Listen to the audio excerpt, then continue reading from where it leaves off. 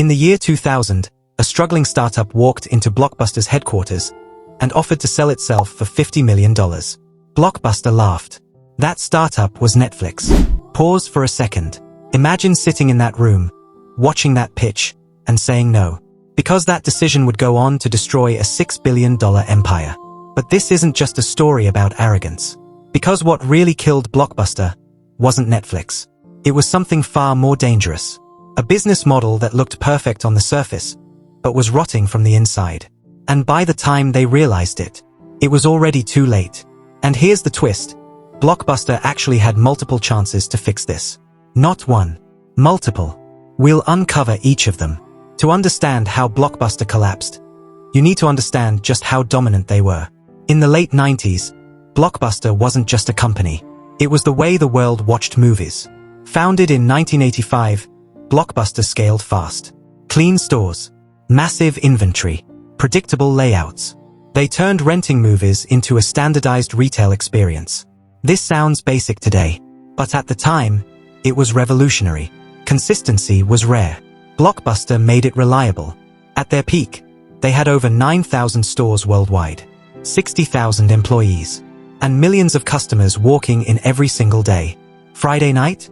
That belonged to Blockbuster. Families, couples, teenagers. It wasn't just a transaction. It was a ritual. But rituals can blind you, because what feels permanent often isn't. And Blockbuster was about to learn that the hard way. They weren't competing. They were the industry.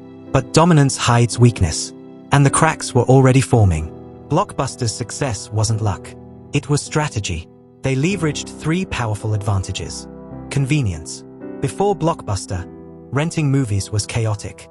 Small stores, limited selection, poor organization. Blockbuster changed that. They made it easy to find what you wanted. Because of their size, they could buy thousands of copies of new releases. That meant one thing: availability. If a movie was popular, Blockbuster had it. But here's where it gets dangerous. When availability becomes your strength, you start assuming it always will be. Most important, late fees. This is where things get interesting. Late fees weren't just a penalty. They were a core revenue engine. At one point, late fees made up nearly 16% of Blockbuster's total revenue. That's hundreds of millions of dollars. Think about that. Their business wasn't just renting movies. It was monetizing inconvenience.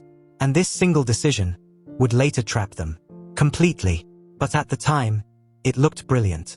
And that's what makes it dangerous. Because bad strategies rarely look bad at the beginning. And that worked until it didn't. Because while Blockbuster was optimizing retail, a completely different model was quietly emerging.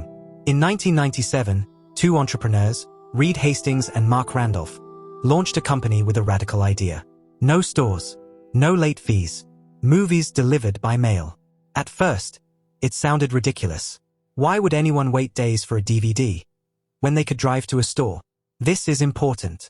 Every disruptive idea looks worse before it looks better. Even Blockbuster thought so. But Netflix wasn't playing the same game. They weren't optimizing convenience. They were eliminating friction. Then came the breakthrough. Subscriptions. For a flat monthly fee, customers could rent unlimited DVDs. No deadlines. No penalties. No stress. This wasn't just a new service. It was a new behavior. And behavior is what reshapes industries. Engagement loop. Once customers experience freedom from penalties, they don't go back. Ever. Now here's where the story shifts. In 2000, Netflix was struggling. Burning cash. Low adoption. So they did something bold. They approached Blockbuster with an offer. Buy us for $50 million. Blockbuster declined. Not because they couldn't afford it, but because they didn't see the threat. Or more accurately, they saw it and dismissed it. And that miscalculation would cost them everything. At this point, you might think the story is simple. Big company ignores small disruptor and loses. But that's too shallow. Because Blockbuster didn't fail from ignorance. They failed from incentives. Remember late fees? That revenue stream created a trap. Netflix's model, no late fees, was attractive to customers. But for Blockbuster, it was dangerous. If they removed late fees, they'd instantly lose hundreds of millions in revenue.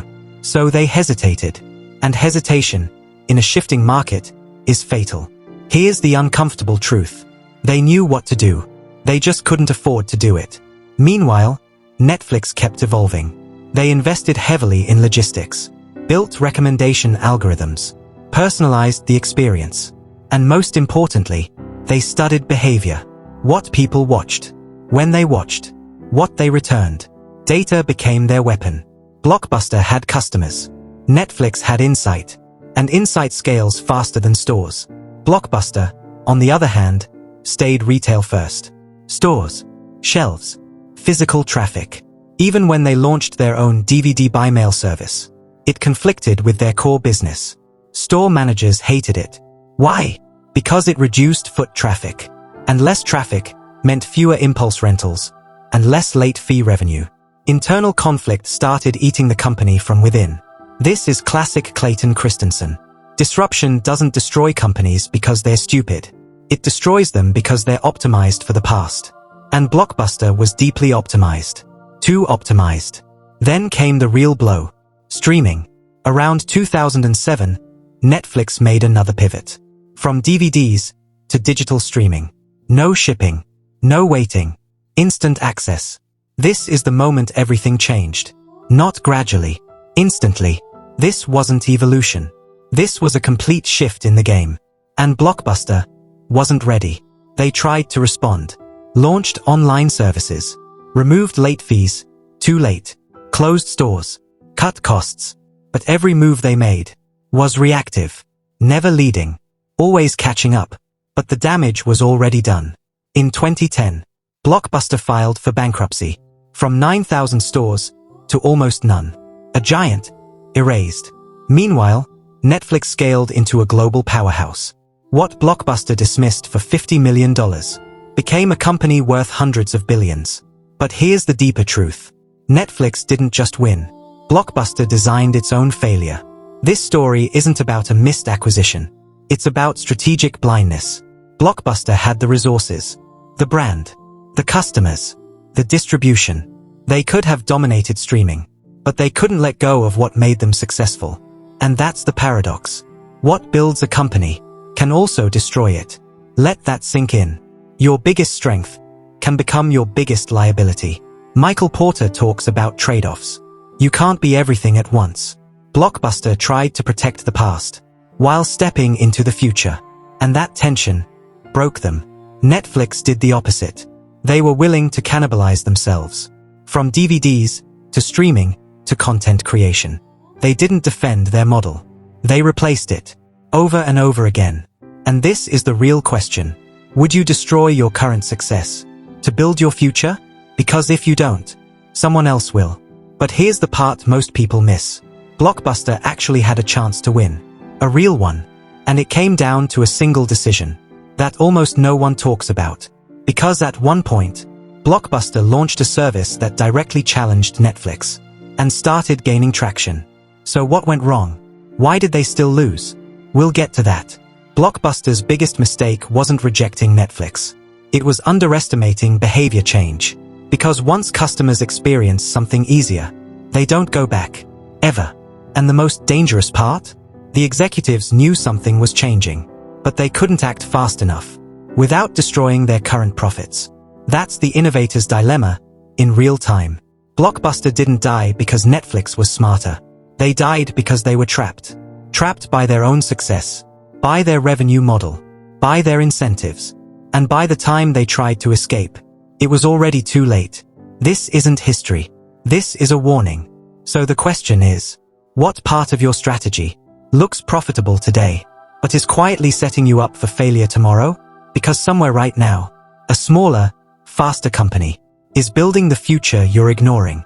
And they're not asking for permission. If you want to understand how companies survive disruption and how others collapse under it, watch the next video. Because the pattern repeats. Every time.